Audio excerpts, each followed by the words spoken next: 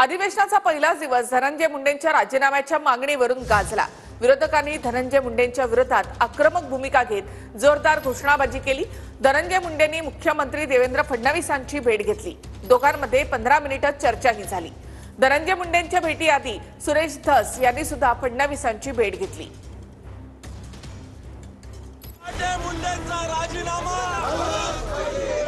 अधिवेशनाचा पहिला दिवस धनंजय मुंडेंच्या राजीनाम्याच्या मागणीने गाजला। धनंजय मुंडे फडणवीस भेट आणि विरोधकांच्या घोषणांनी विधान भवनाचं वातावरण तापलं। धनंजय मुंडेंच्या भेटीआधी सुरेश धस यांनी मुख्यमंत्री फडणवीसांची भेट घेतली। विधान भवनाच्या पहिल्याच दिवशी मुंडेंच्या राजीनाम्याच्या हालचाली वाढल्या। सीएम साहेबांकडे काही कामाने गेले असतील, बोलले असतील। मला वाटतं त्यामुळे असं अजिबात समजण्याचं कारण नाही। सगळ्यांची ते चर्चा करतायत, बोलतायत, वेगवेगळ्या विषयांवर चर्चा होते आहे। मला बेल्स पॅलिसिस झालं, मला बेल्स पॅलिसिस झालं।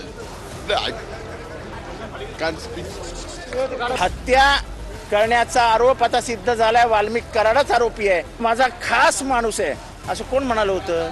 मग नैतिकता आहे की नाही? मुख्यमंत्र्यांनी अतिशय स्पष्टपणे सांगितलं की चौकशीमध्ये तथ्य असेल तर कोणालाही आम्ही सोडणार नाही। तर आपण वेट अँड वॉच।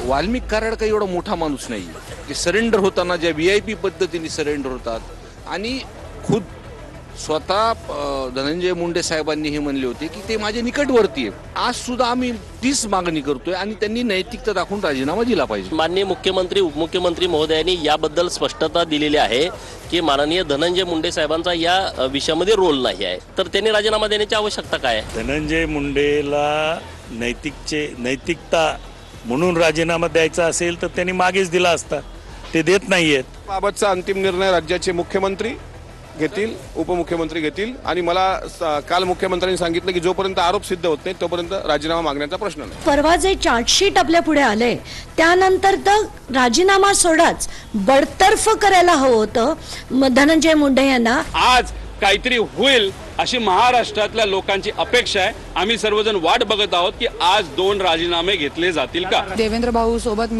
भेटीसाठी घेण्याचा प्रयत्न करणार आहे आणि हे राजीनामा आणि हेच अधिवेशनमध्ये 100% होणारे म्हणजे होणार। करुणा मुंडेंनी धनंजय मुंडेंचा राजीनामा होणार असल्याचा दावा केला होता। त्यामुळे राजीनामा होणार का? विरोधक मुंडेंच्या राजीनाम्याबद्दल किती आक्रमक भूमिका घेणार याकडे सर्वांचं लक्ष लागलंय।